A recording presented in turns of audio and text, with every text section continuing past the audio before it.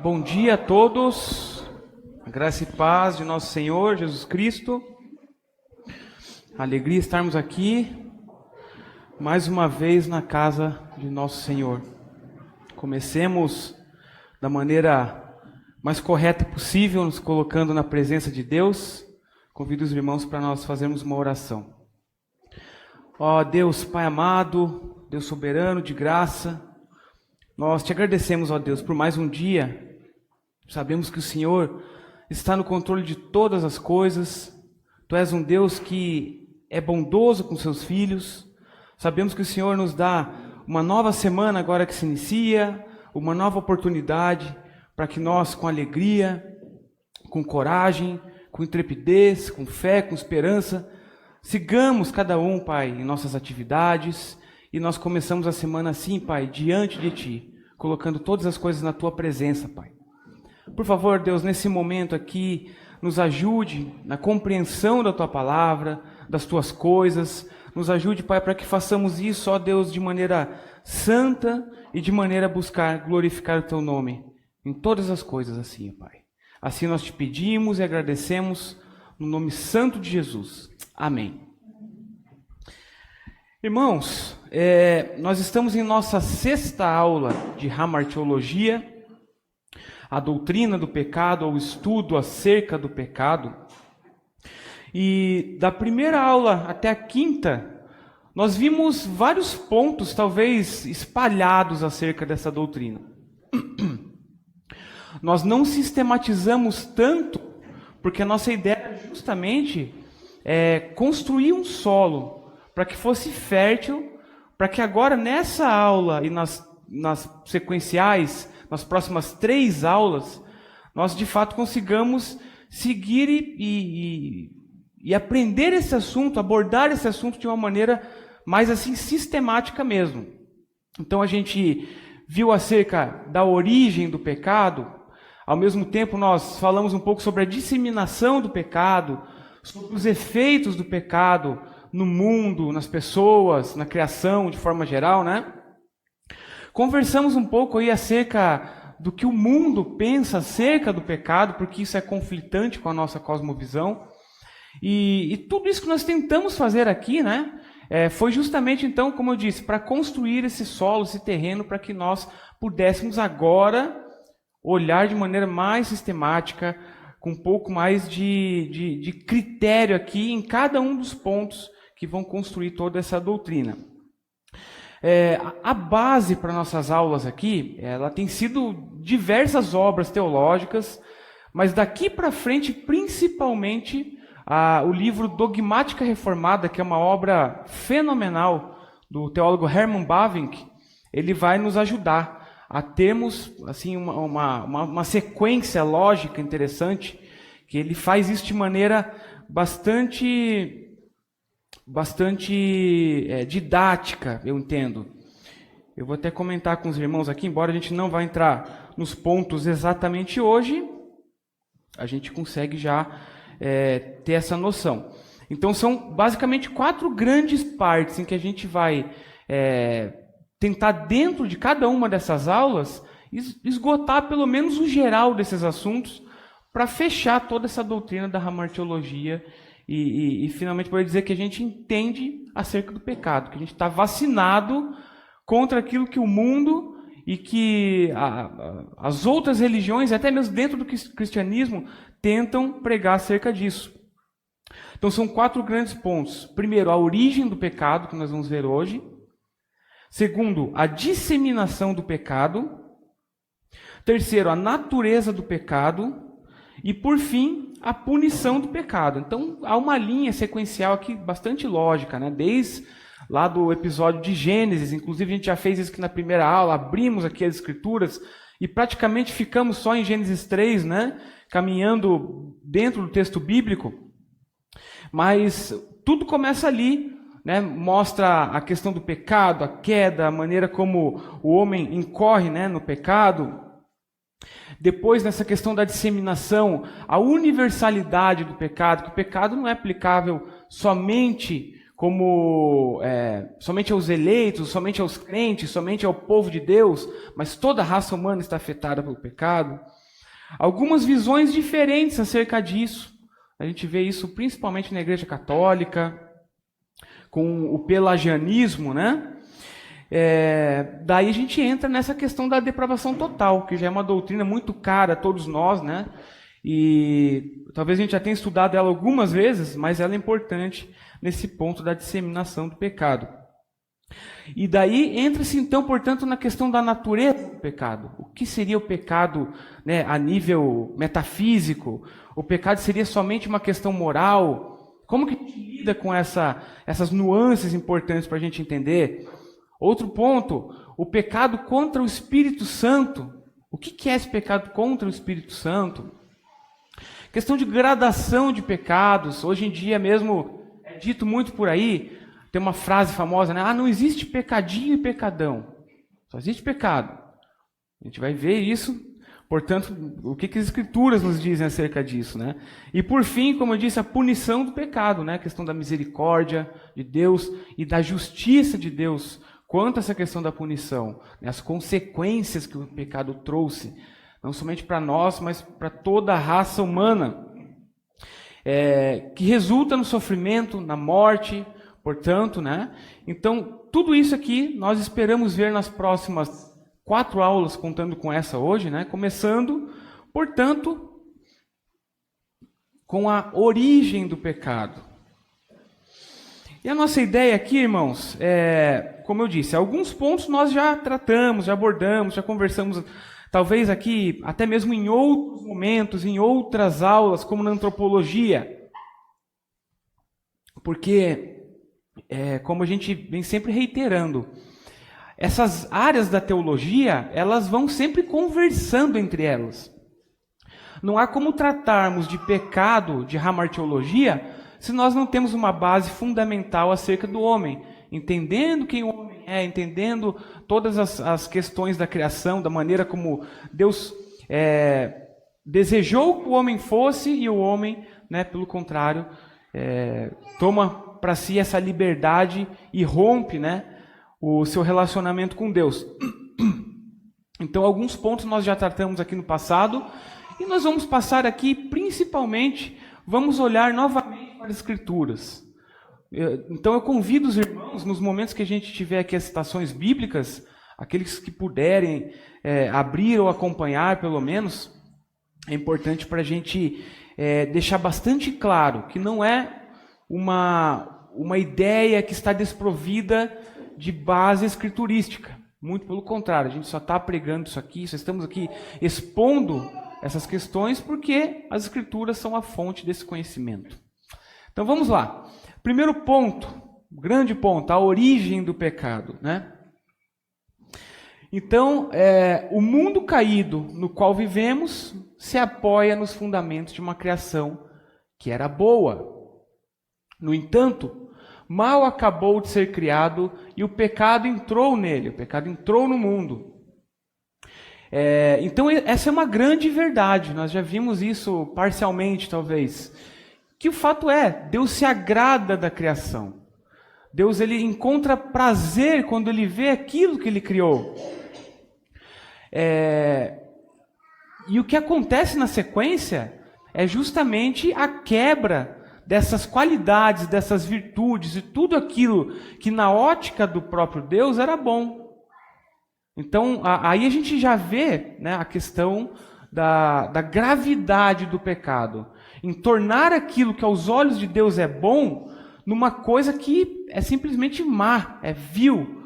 Né? O pecado ele se torna, portanto, uma grande mancha na humanidade, uma grande mancha em cada um de nós.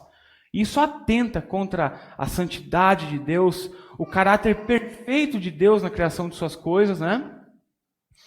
Todavia, a origem do pecado é um mistério.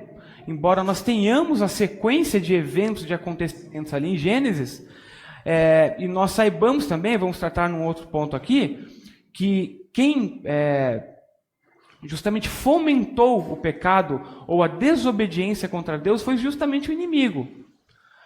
Mas a origem de tudo isso, a maneira como essa rebelião começa lá atrás, de maneira celestial, em que o inimigo ele é expulso, né, juntamente com outros seres celestiais. E a partir deste momento, nós temos como que coexistindo o bem e o mal, não como o mal como uma grande substância ou algo do gênero, mas o mal no sentido mesmo de não ser aquilo que é bom, não ser aquilo que é agradável a Deus. Tudo isso é um mistério. Então, a gente, como falamos aqui na última aula, o nosso limite de conhecimento ou de pesquisa e investigação são as Escrituras. Justamente quando a gente busca ir além das Escrituras, consultando livros apócrifos, ou então indo para outros tipos de literatura que digam coisas que sejam conflitantes com a harmonia da Escritura, então aí começam as heresias, inclusive as seitas que são baseadas nesse tipo de conduta. Como nós não temos uma resposta plausível aos nossos olhos, nós vamos além do que as Escrituras dizem. E por conta disso, o homem acaba sendo entregue à sua própria ambição de ser o conhecedor de todas as coisas. Há, portanto, irmãos, um limite estabelecido aqui para o conhecimento acerca de uma doutrina tão misteriosa quanto essa. Ele não veio de Deus, né? O pecado não veio de Deus e, ao mesmo tempo, não está excluído de seu conselho. Isso é importante. O pecado, como nós vimos, Deus é um Deus santo, é um Deus justo, Ele é reto, Ele é perfeito, Ele é imutável. Todos aqueles atributos comunicáveis e incomunicáveis de Deus nos atestam que o pecado não coexiste com Deus. Deus, de maneira alguma, tem algum dedo, alguma coisa no sentido de ser manchado por essa mácula do pecado, ou ser talvez o autor do mal nesse sentido. Mas Deus deu à criatura, à criação, a liberdade, lá naquele momento, para que pudesse cumprir de maneira sincera os seus mandamentos. E o homem faz justamente o inverso. E Deus diz, haverá uma consequência caso faça-se a determinado ato, que no caso era provar do fruto da árvore do conhecimento do bem e do mal. Que, como nós já vimos, não se trata da questão do fruto em si, da árvore em si, mas é a obediência a Deus.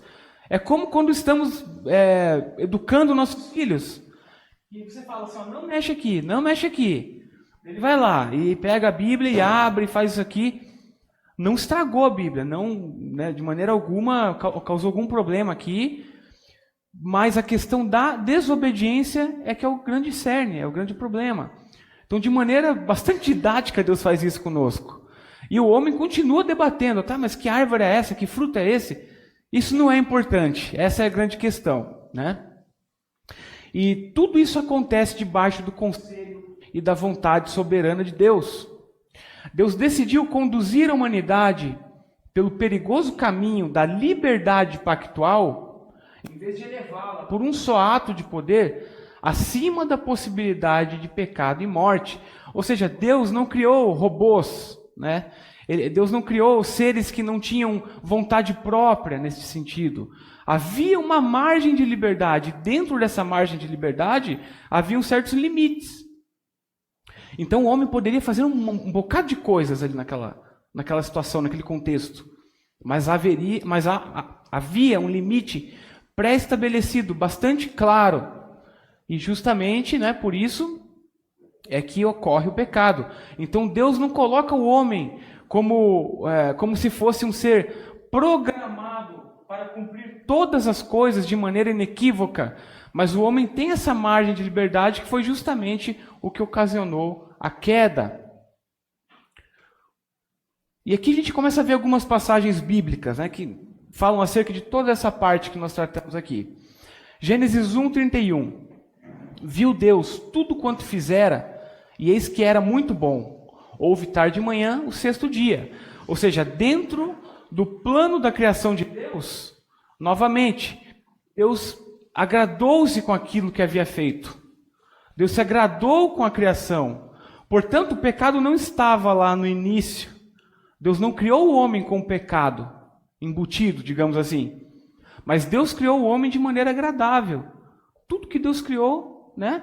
Toda a criação de Deus não tinha mácula, não havia essa mancha que hoje nós temos. Portanto, Deus criou de maneira soberana e de maneira pura. Interessante, até pegando um gancho nesse texto aqui, que mais à frente, quando a gente vai ver o episódio do dilúvio, em que é dito que Deus se arrependeu, né, da criação, de tudo quanto fizera, e uns pormenores aí desse termo arrepender-se, mas não é não é o nosso foco aqui. Mas lá novamente é dito, aqui está dizendo, né? Viu Deus tudo quanto fizeram e esse que era muito bom. E lá é como se Deus parasse novamente, depois desse episódio aqui, ele para e olha e vê o que aconteceu com aquilo. Então Deus se desagrada. Então o episódio do dilúvio ele é triste por causa disso também. Se os irmãos acompanharem lá depois, vão ver que tem uma frase, um termo falando mais ou menos nesse sentido, que faz um paralelo com essa passagem aqui. Então, se antes do pecado tudo era, né, muito bom, após o pecado, infelizmente, o homem está caído. Né? Foi realmente uma desgraça para a humanidade a queda, a incorrência no pecado. Romanos 5,12 diz, portanto, assim como por um só homem entrou o pecado no mundo, e pelo pecado a morte, assim também a morte passou a todos os homens, porque todos pecaram. Aqui é a questão da universalidade do pecado, né? Então, da mesma maneira como nós estávamos representados em Adão e Eva para as coisas boas, para as virtudes do Espírito, para as possibilidades que nós temos de nos reconciliarmos com Deus por meio de Cristo, ao mesmo tempo a queda afetou toda a posteridade, toda a humanidade que vem do casal inicial, estão imersos no pecado. Estão imersos no pecado. Não há como nós acharmos que algum povo desconhecido está um pouco mais santo do que outro. Ou então pensar que as criancinhas não têm pecado. Coisas do gênero. Mas todos aqueles que vêm de Adão e Eva, eles carregam essa sentença do pecado. Portanto, não há o que dizer. O próprio Paulo deixa isso muito claro. Todos pecaram. Jó 34:10. Pelo que vós, homens sensatos, escutai-me. Longe de Deus o praticar ele a perversidade, e do Todo-Poderoso o cometer injustiça. Um dos muitos textos que falam acerca dessa impossibilidade de Deus ser um Deus injusto. A primeira aula nossa aqui foi justamente sobre isso. Nós nos debruçamos em talvez uns 20 textos ou passagens bíblicas que mostram os atributos de Deus, que de fato nos comprova que Deus não coexiste com o pecado. Deus não está manchado por esse pecado. Lamentações 3:37 diz: quem é aquele que diz, e assim não acontece, quando o Senhor não o mande? Por outro lado, a criação está debaixo da soberania de Deus. Deus faz todas as coisas segundo o conselho de sua vontade. Não há verdadeiramente o acaso no mundo. Enquanto há pessoas por aí que pensam que existe o acaso, ou a sorte, ou como queiram chamar isso, né? Nós entendemos, de acordo com o que as Escrituras nos mostram, que é bastante nítido a soberania de Deus, a maneira como Ele controla a sua criação. O que é uma coisa bastante óbvia, né? Por implicação. Aquele que criou tem poder sobre aquilo que Ele criou. Portanto, a criação toda está debaixo da vontade de Deus. Mesmo o pecado agora entrando no mundo, sendo uma realidade para a humanidade, Deus continua exercendo a sua soberania. E aí que entra o grande ponto de ruptura entre algumas tradições da cristandade. O fato de que Deus, Ele pode sim utilizar a maldade no mundo, o pecado que está no mundo, que está em cada um de nós, para seus santos propósitos. Isso por quê? Porque seus propósitos são santos. Ele não faz isso com um caráter intento de simplesmente ser um Deus cruel que faz algum tipo de mal ou permite que o mal venha sobre os homens. Mas ele faz isso para cumprir com seus grandes propósitos, santos e justos. O grande exemplo disso é a própria cruz. O seu próprio filho sofrendo numa cruz, para que um bem maior, que a redenção que nós temos nele mesmo, no próprio Cristo, fosse proporcionada a todos os filhos de Deus. Portanto, Deus usa a maldade do mundo contra o próprio mundo ao salvar os seus filhos, através do sacrifício de Cristo, através da dor de Cristo, através da morte de Cristo. Se a gente não fechar essa linha de raciocínio nesse sentido, vai sempre ficar uma ponta solta. Sempre vai ficar uma ponta solta. Vai parecer que Deus, de alguma maneira, ele é injusto. Mesmo que ele tenha nos dado a redenção em Cristo, vai parecer que Deus foi injusto. Talvez não com nós, porque agora nós estamos salvos, mas com Cristo. Mas não é isso. Deus tem toda essa lógica, né? Então ele detém o poder, a soberania sobre tudo o que há na existência humana, incluindo o pecado, cujo qual, né, vem da própria desobediência humana. Eclesiastes 7:29 diz: eis o que tão somente achei, que Deus fez o homem reto, mas ele se meteu em muitas astúcias. Interessante a maneira como Salomão fala aqui, né? Mas ele diz claramente, Deus fez o homem em retidão, fez o homem de maneira justa, o homem era santo, porém aquela pequena margem de liberdade que trabalhou o ego do homem, né? Fez justamente com que o pecado entrasse no mundo.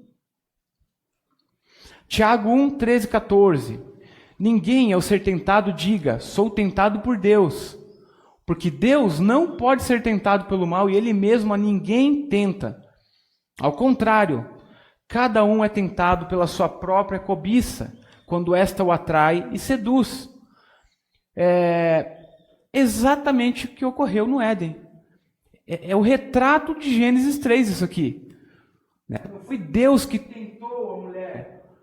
Não foi Deus que fez aquilo diretamente. Mas foi justamente, né, essa cobiça, essa ambição que seduziu a mulher nas possibilidades de ser conhecedora de coisas que somente Deus conhecia e fez com que pecasse. Então é dessa maneira. Obviamente, irmãos, vou voltar lá no que eu falei no início, né? A gente tratou isso aqui na última aula. Há um mistério muito grande aqui. Há um mistério que a gente não vai conseguir responder. Em que momento que ocorreu esse pecado? Em que momento que ocorreu? No momento em que a mulher responde afirmativamente à serpente? Em momento, talvez, anterior, em sua própria mente, na sua intenção, no seu coração, como o próprio Cristo nos deixa claro, né, que toda essa ganância, essa maldade humana acaba nascendo primeiramente no coração do homem, para depois se concretizar no mundo, né? Então tudo isso é um mistério, são coisas que realmente a gente não vai conseguir responder aqui. É um mistério que os grandes teólogos aí do passado, homens de Deus piedosos, estudiosos, já se debruçaram, e ninguém vai conseguir responder, porque as Escrituras, elas calam nesse sentido, elas não nos dão todos os detalhes, assim como outros grandes temas da teologia são assim. Então, aqui a gente segue. Gênesis 3, portanto, não retrata um passo de progresso humano, mas uma queda. Aqueles que acreditam que Gênesis 3 abre o caminho para a racionalidade, abre o caminho para o progresso humano, pois a partir daquele momento o homem não está mais sob o controle de Deus ou debaixo da vontade absoluta do Senhor. Obviamente que continuamos, mas o mundo não pensa assim, né?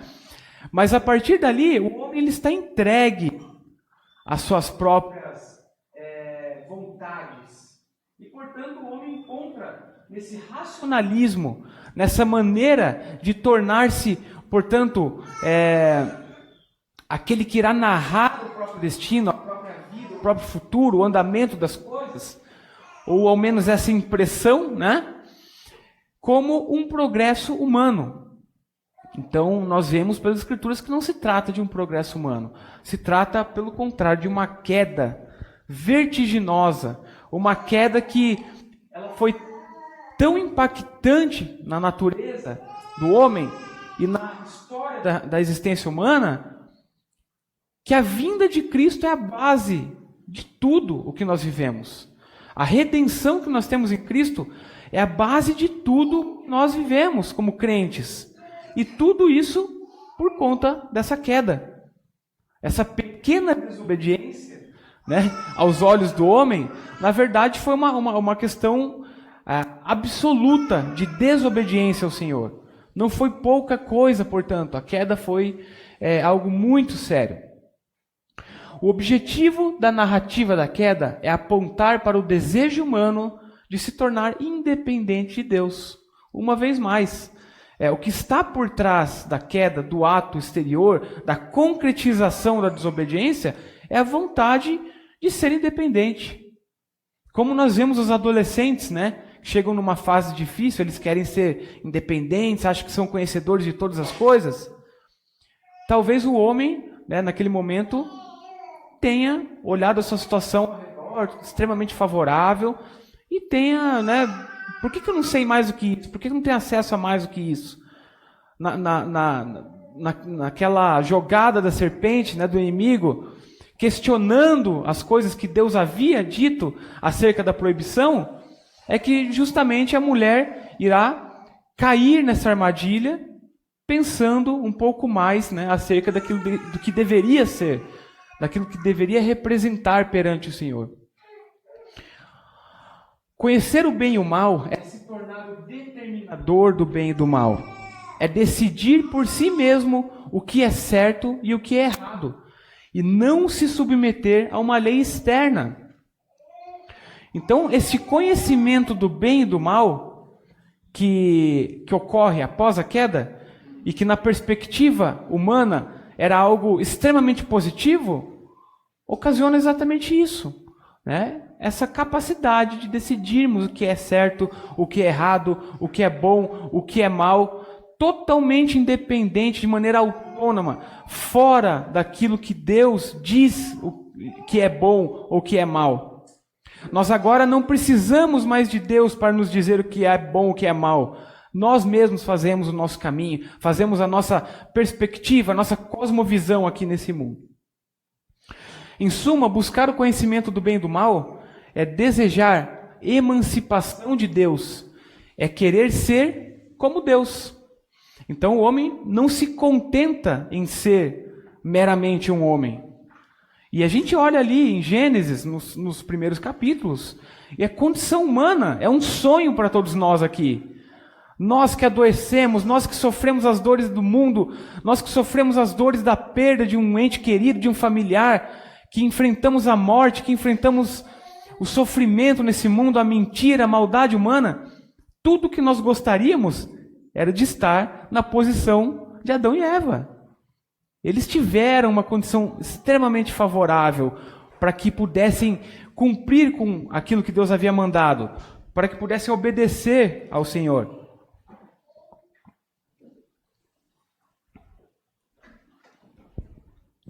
Portanto, não se contentaram e quiseram ser como Deus.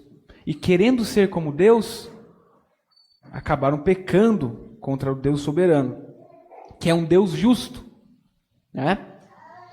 Se Deus havia dito que haveria uma consequência para o pecado, e Deus, na linguagem popular, tivesse passado o pano no momento em que há, de fato, né, a desobediência, Deus não seria um Deus justo. Obrigado. Não seria um Deus justo, ele seria um Deus injusto, pois iria contra seu próprio conceito, sua natureza daquilo que é justo, daquilo que é certo, daquilo que é correto. A entrada do pecado se dá por meio da mentira da serpente. A fala da serpente geralmente é erroneamente considerada uma alegoria para a luxúria, para o desejo sexual e para a razão errante. Há várias interpretações acerca disso na filosofia que entendem justamente isso.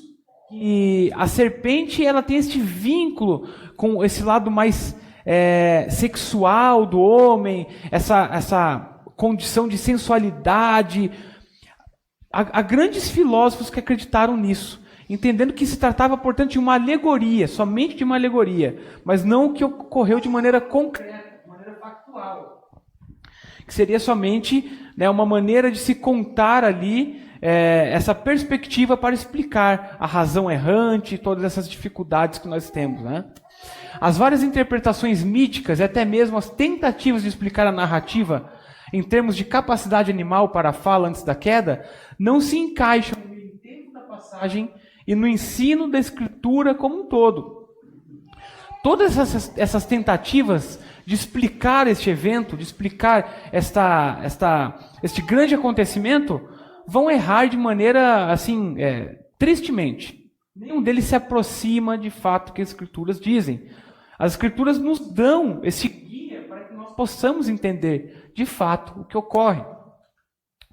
Então, a única explicação apropriada é reconhecer, com a exegese antiga, a entrada de um poder espiritual que transcende a terra. O pecado não começou na terra, mas no céu, com uma revolta de seres espirituais. O que já falamos, né? No caso da humanidade, a tentação feita por Satanás resultou na queda. A Escritura procura a origem do pecado somente na vontade das criaturas racionais. Gênesis 3:1. Mas a serpente, mais sagaz de todos os animais selváticos que o Senhor Deus tinha feito, disse à mulher: é assim que Deus disse, não comereis de toda árvore do jardim? Portanto, a gente já vê ali o questionamento, né, malicioso da serpente ou do inimigo. A gente vai ver em outra passagem que a serpente é o mesmo que o diabo, né? É o próprio Satanás. E já começa com essa questãozinha, né? É assim que Deus disse, não comereis de toda árvore do jardim? Colocando a dúvida na cabeça da mulher, porque ela não havia ouvido diretamente de Deus essas instruções. O homem havia passado para a mulher. Então começa a gerar essa dúvida. Aí a gente vê a tal da sagacidade, né? Ou astúcia. Então realmente o inimigo ele foi estratégico nesse ponto. Debaixo do conselho soberano de Deus. Nada disso é uma novidade para o Senhor.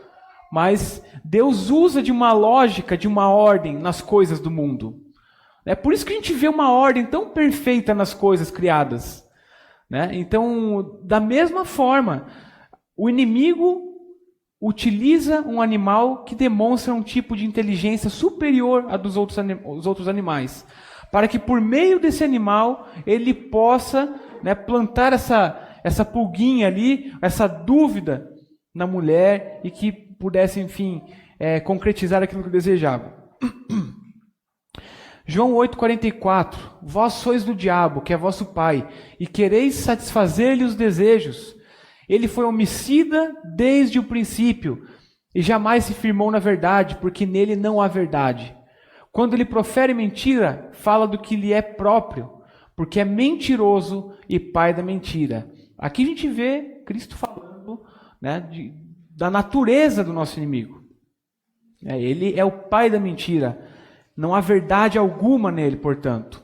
Então só poderia vir deste ser, desta criatura, toda essa maldade que nós vemos, né? Que por meio de um pequeno pecado, acabou ocasionando uma avalanche, né? Muito grande de maldade. 2 Pedro 2,4. Ora, se Deus não poupou anjos quando pecaram, antes precipitando-os no inferno, os entregou ao abismo de trevas, reservando-os para juízo. Nos mostra um pouco desse episódio, antes da queda, que demonstra essa rebelião, né, em ambiente celestial. E Deus não poupa estes anjos. Estes seres são, portanto, mandados embora do ambiente em que estavam, entregues a um abismo de trevas, né, e preparados para o juízo. Estarão diante de Deus no dia do juízo. Apocalipse 12, 7-9 diz: houve peleja no céu. Miguel e os seus anjos pelejaram contra o dragão. Também pelejaram o dragão e seus anjos. Todavia, não prevaleceram, nem mais se achou no céu o lugar deles. E foi expulso o grande dragão, a antiga serpente, que se chama Diabo e Satanás, o sedutor de todo mundo. Sim, foi atirado para a terra, e com ele os seus anjos. Então a gente começa a entender como que ele chegou até aquele ambiente. Ele foi expulso do céu, juntamente com os seus parceiros, né? Amaldiçoados. Há 2 pontos aqui que eu acho interessante, né? Primeiro é justamente esse retrato da rebelião em ambiente celestial que fez com que o inimigo estivesse, né, próximo do homem e da mulher, e toda aqueles acontecimentos ali passam a fazer sentido quando a gente olha. Mas o segundo ponto que eu gostaria de frisar aqui nessa passagem é a gente observar, irmãos, a grandeza de Deus, o poder de Deus e de seus anjos, né, inclusive, que são muito menores em poder, perante esse mal, perante este inimigo. Então há, de fato, cristãos evangélicos por aí que vivem amedrontados por esse inimigo. Vivem amedrontados, achando que ele tem um poder muito maior do que a própria Escritura diz que ele tem. Não é o caso. Nós vemos que verdadeiramente não há uma luta, uma batalha entre Deus e o inimigo. Porque se Deus fizer isso aqui, ele desaparece. Porque ele também foi criado por Deus. O inimigo também foi criado por Deus. Não nesse estado, né, já de maldade, já caído, mas de fato ele está debaixo da soberania de Deus, do poder de Deus.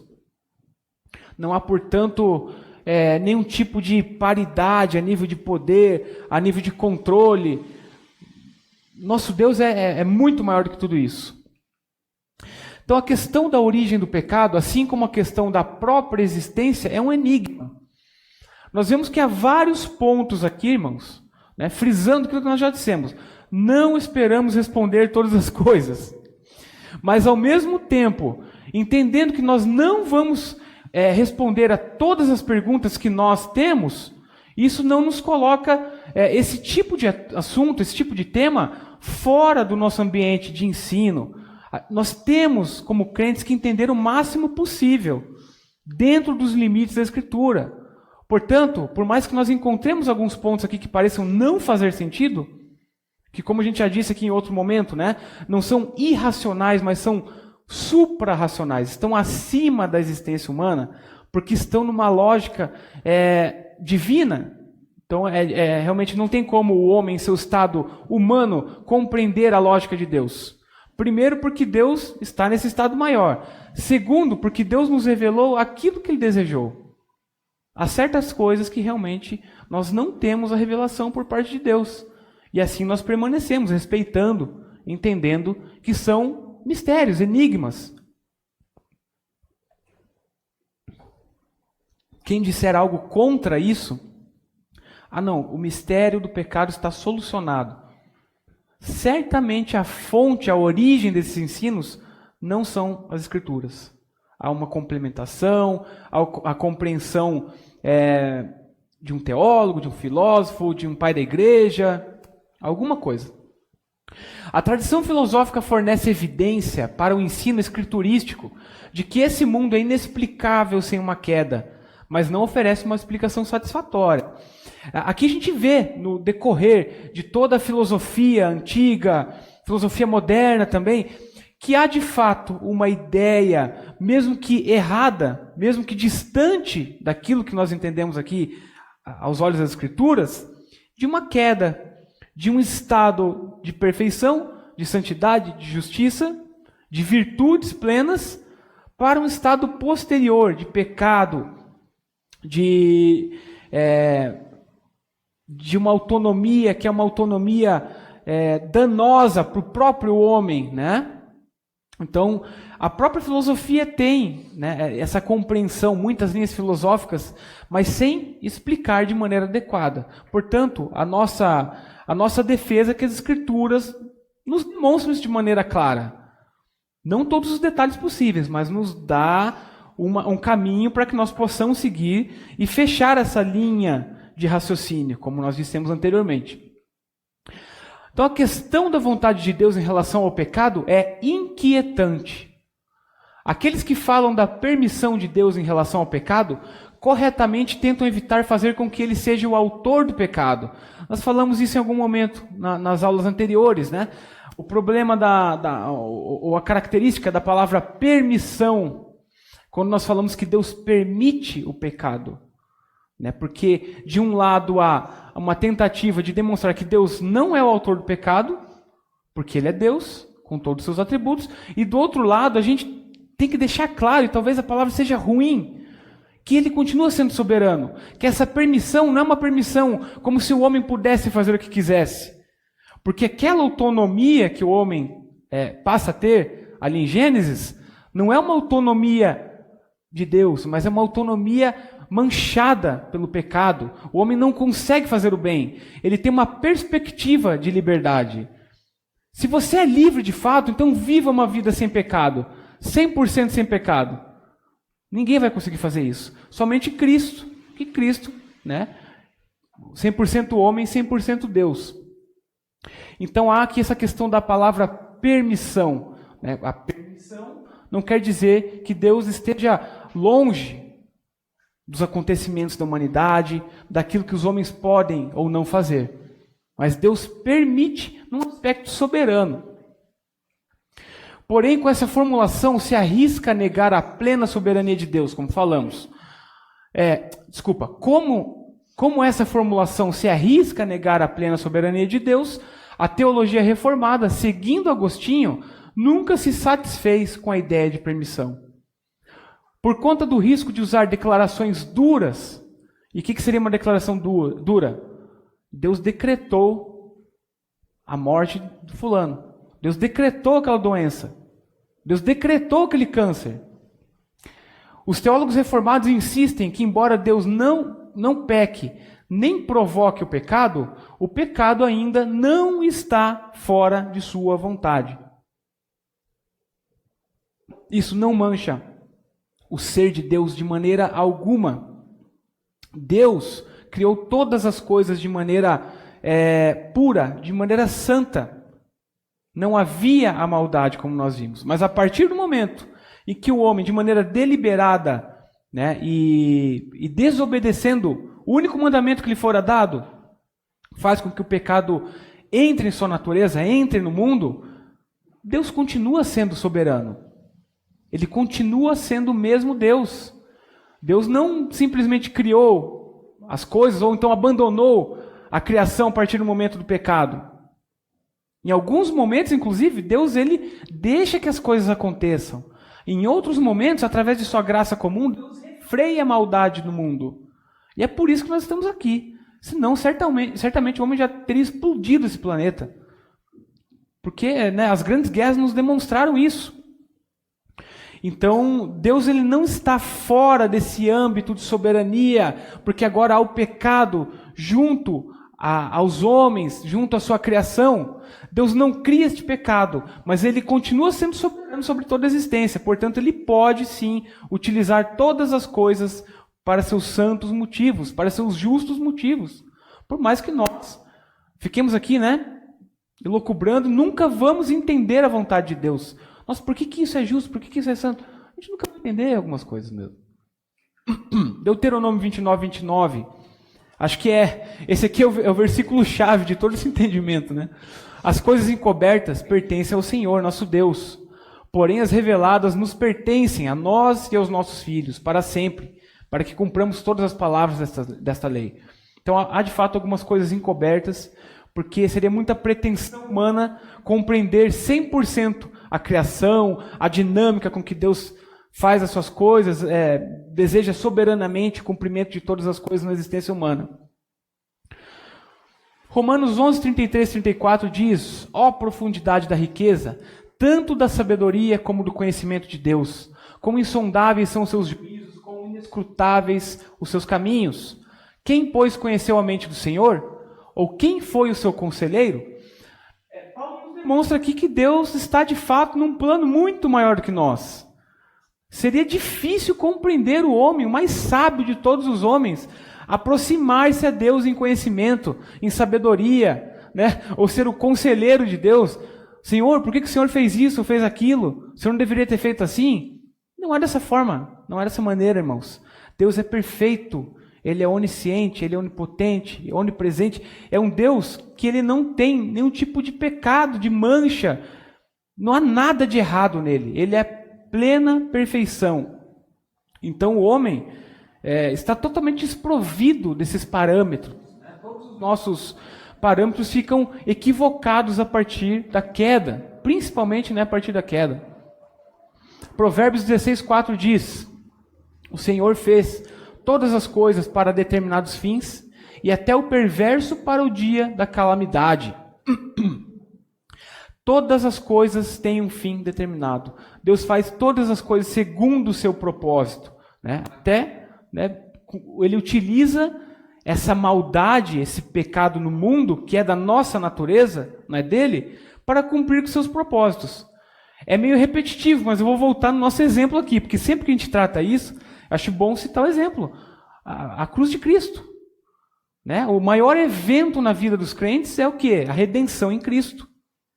E como que a gente chegou nessa redenção? Como que a gente conseguiu alcançar isso? Através da morte do Filho de Deus. Através da morte de um homem que sofreu, que foi ultrajado, que foi envergonhado, que foi humilhado. Portanto, o mal que leva a um bem final, acima da nossa compreensão, né? Isaías 45:7 diz: eu formo a luz e crio as trevas, faço a paz e crio o mal, eu, Senhor, faço todas essas coisas. Essa tradução já criou inúmeros debates por aí, e talvez quando a gente vá na internet, nesses ambientes de fóruns, né? Gente que debate a teologia reformada, é um dos grandes pontos aqui, né? Faço a paz e crio o mal. A tradução talvez não tenha ficado mais adequada possível. Mas o fato o sentido é que Deus verdadeiramente tem domínio sobre todas as coisas. Tudo que há no mundo, nesse plano, está debaixo de Deus. Jó 42:2 diz: bem sei que tudo podes, e nenhum dos teus planos pode ser frustrado. Nenhum dos planos de Deus é frustrado. Logo, a gente passa a enxergar isso de uma maneira diferente. A gente olha para toda a história da humanidade como a história da redenção. Deus cria o homem. E antes disso mesmo, né? É dito que Ele conhece seus filhos, Ele tem os seus filhos por eleitos antes da fundação do mundo. Então, antes de todas as coisas, já havia esse desígnio de Deus de que Cristo viria para limpar o pecado dos homens, que os homens incorreriam no pecado, que os homens haveriam de cair em desobediência. Nenhum plano de Deus é frustrado, nada que acontece é contra a vontade dele. Isaías 55:8-9 diz: porque os meus pensamentos não são os vossos pensamentos, nem os vossos caminhos, os meus caminhos, diz o Senhor. Porque assim como os céus são mais altos do que a terra, assim são os meus caminhos mais altos do que os vossos caminhos, e os meus pensamentos mais altos do que os vossos pensamentos. Que nós temos dito aqui, né? Deus está acima, de maneira soberana, exercendo o domínio que lhe é de direito. E nós não compreendemos isso. Não há como acharmos que vamos compreender todas as coisas a respeito de Deus. Ao mesmo tempo, nós não podemos, e eu uso aqui um termo de Francis Schaeffer, que é dar um salto de fé. Caminharmos como que dando saltos de fé. Como se nossas ações nesse mundo, a maneira de nós enxergarmos as coisas no mundo, de compreendermos as coisas de Deus, sejam como que um passo de fé, um salto de fé que não encontra nenhum tipo de base, de sustento. A Bíblia está aqui para nos dar essa base, para que nós, entendendo que nós não conseguimos compreender todas as coisas, porque nós somos homens falíveis, humanos, estamos carnais, jamais poderíamos fazer isso, e nós temos um Deus que está acima de todas as coisas, que controla tudo, que segura toda a humanidade em sua mão.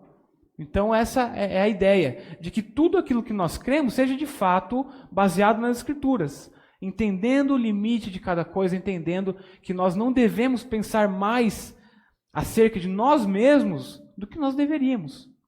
Será que nós temos que alcançar esse conhecimento?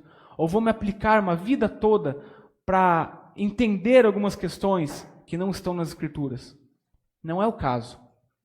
Além disso, Deus criou seres humanos santos e sem pecado. Já estamos bem no final, irmãos. A origem do pecado está na vontade da criatura racional. Ou seja, da mesma maneira como em ambiente celestial houve a queda dos anjos, aqui na terra houve a queda do homem, por conta de ações dos próprios seres criados, não por conta de Deus diretamente, né? Mas Deus desejou a possibilidade de pecar, é o que falamos anteriormente. Como essa possibilidade se tornou realidade é, porém, um mistério. O pecado desafia explicações. Aqui acho que é o cerne. Devemos nos satisfazer com o relato honesto da Escritura, que é: a humanidade foi criada boa e por sua própria volição, em um dado momento, no princípio, caiu desse estado e se precipitou em alienação pecaminosa de Deus, que incorpora o pecado em seus propósitos, até mesmo como algo que tinha de estar ali, embora não devesse estar ali. Então é essa a perspectiva que nós devemos ter sobre essa questão da origem do pecado, que nós fomos criados de maneira boa, de maneira agradável, como vimos, né? Deus observa a sua criação e Ele se agrada disso, né? Mas por conta de nossa própria ambição e por conta, né, da armadilha do inimigo, nós caímos desse estado. Nós caímos desse estado, estamos nessa condição de alienação pecaminosa de Deus, como é dito ali. Mas Deus ainda assim incorpora o pecado em seus santos propósitos. Ou seja, Deus não deixa de ser santo, porque Ele usa todos os recursos existentes para cumprir aquilo que é a sua vontade. As passagens finais, irmãos, Gênesis 3:6. Vendo a mulher que a árvore era boa para se comer, agradável aos olhos e árvore desejável para dar entendimento, tomou-lhe do fruto e comeu, e deu também ao marido, e ele comeu. Ou seja, a responsabilidade do pecado está sobre o homem e sobre a mulher. Claramente. Em Romanos 8, 20 a 21, pois a criação está sujeita à vaidade, não voluntariamente, mas por causa daquele que a sujeitou, na esperança de que a própria criação será redimida do cativeiro da corrupção para a liberdade da glória dos filhos de Deus. Então Paulo mostra que Deus tem um plano soberano sobre todas as coisas. Então o pecado vem para nos mostrar a glória de Cristo, para nos mostrar que a nossa natureza por si não é passiva de ter comunhão com Deus, mas somente por meio de Cristo é que novamente nós seremos reconciliados com Deus. Nosso próximo ponto, agora na próxima aula, será a decorrência de tudo isso. Se entendemos até aqui, a origem do pecado, os grandes limites que nós enxergamos nisso tudo, a sequência disso é a disseminação do pecado, a maneira como o pecado ele irá ser representado em cada um dos homens e também na criação, né? Não somente nos homens. Então é isso, irmãos. Acho que acabamos bem na hora, mas se alguém tiver uma contribuição, algum questionamento, temos alguns minutinhos. Por favor, minha irmã.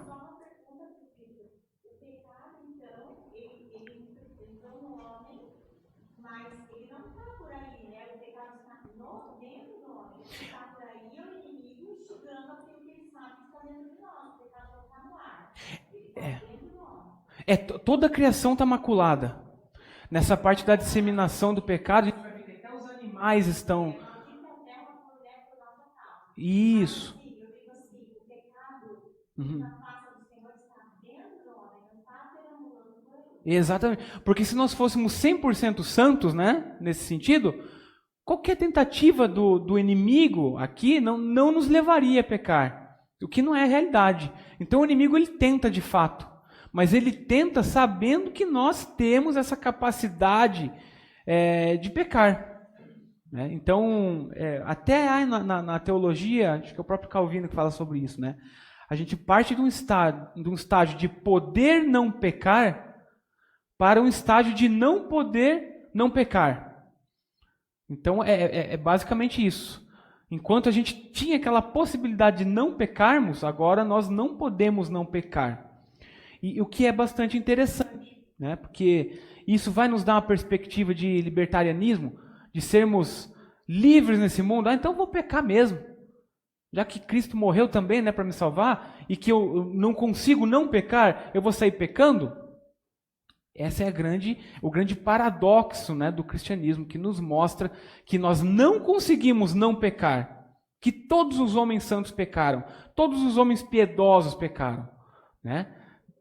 Paulo, que foi um estandarte, né, do evangelho, talvez depois de Cristo tenha sido aquele que mais propagou, né, o evangelho no mundo, tinha pecado.